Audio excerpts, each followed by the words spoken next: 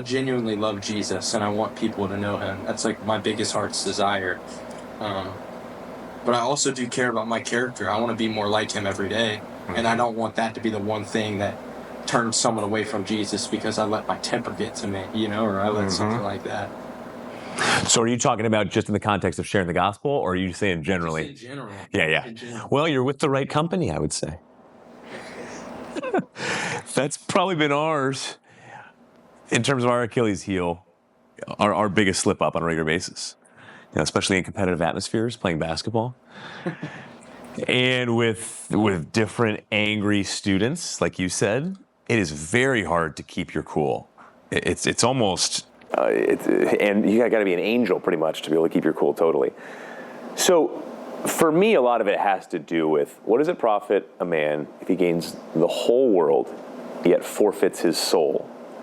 And people have always thought that that means you're gaining money and you're losing your soul in terms of your salvation. It actually doesn't mean that when Christ talks about it. What he's saying is your soul, in terms of what does it profit, all these great things you're getting, accumulating, if your soul is so churning and mixed up and your emotional world is out of place. So he's actually talking in a very earthly kind of way.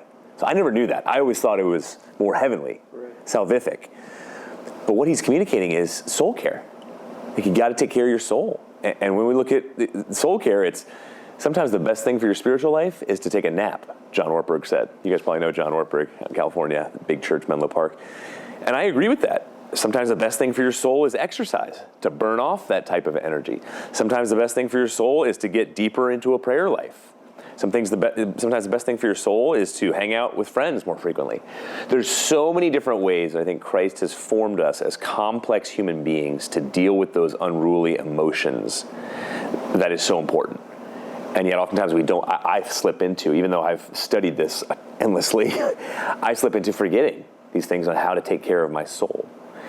And I always turn to David in the Psalms for somebody who struggled with his temper, who struggled with his impulsivity, who struggled with his lust, who struggled being able to sleep at night, who struggled with eating his tears every single day, especially when he was on the run from his son or from Saul. So he had depression, anxiety. He had tremendous amounts of anger, tremendous amounts of lust with Bathsheba. So for him, it came back to praise the Lord, O my soul, all my inmost being, praise his holy name, and do not forget his benefits, Psalm 103:1.